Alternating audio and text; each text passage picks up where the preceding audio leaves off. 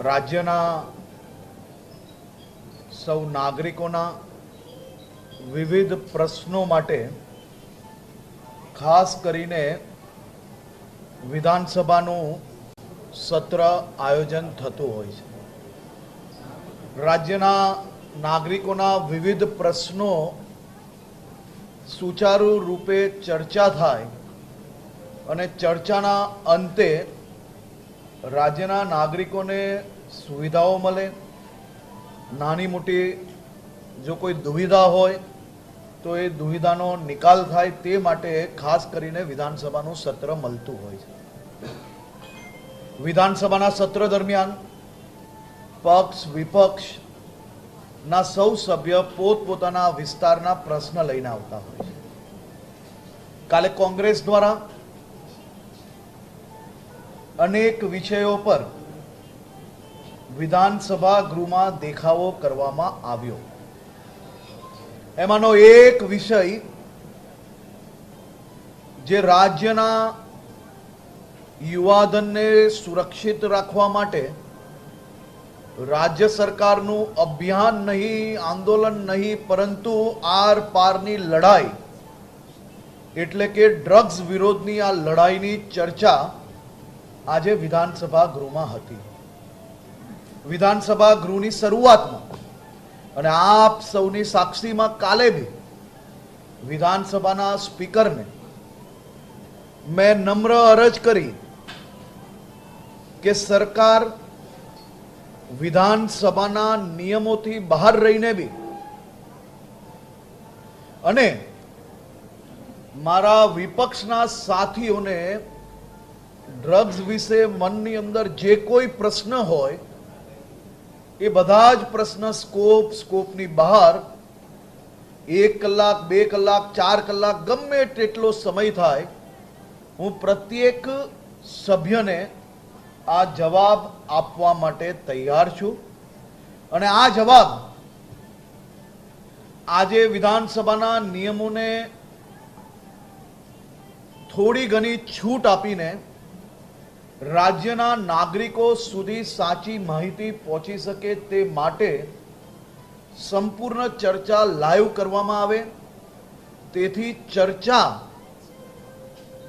અને લોકોના જે પ્રશ્ન છે, લોકોના મનમાં કોઈ મૂંઝવણ હોય તો એની સાચી માહિતી લોકો સુધી પહોંચાડી શકાય।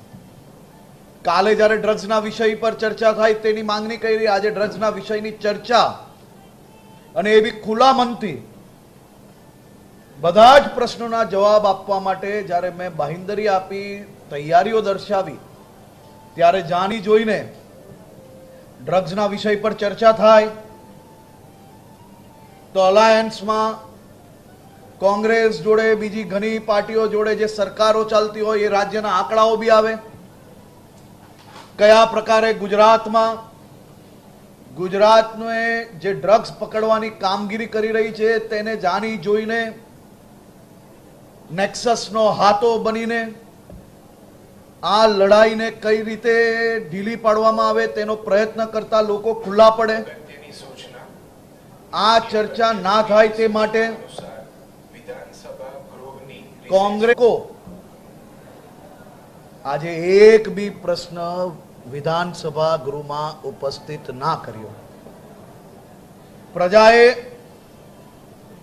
ભારતીય જનતા પાર્ટી હોય, કોંગ્રેસ હોય કે આમ આદમી પાર્ટીના ધારાસભ્યો હોય, આ સામાજિક દૂષણ સામેની લડાઈની જવાબદારી એ પ્રત્યેક ચૂંટાયેલા વ્યક્તિઓની છે।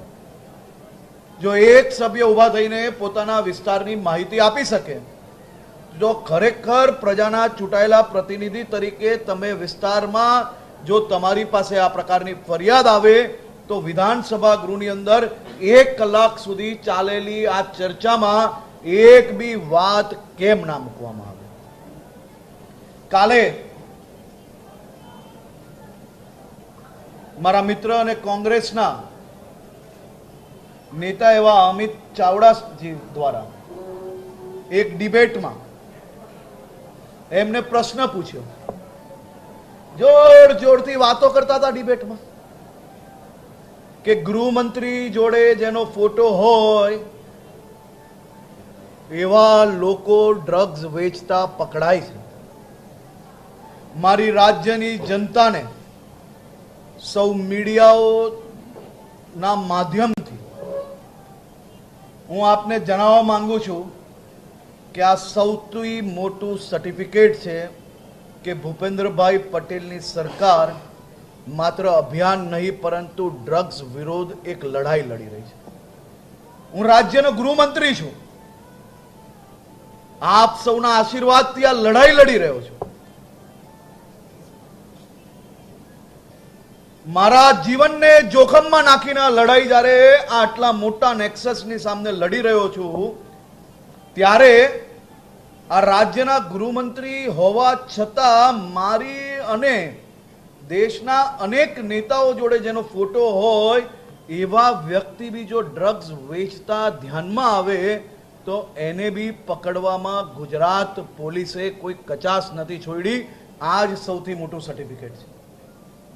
સત્તાની ઉપયોગ કઈ રીતે કરવો, સમાજના હિતમાં કે સમાજના અહિતમાં, એનો આ સૌથી ઉત્તમ ઉદાહરણ છે.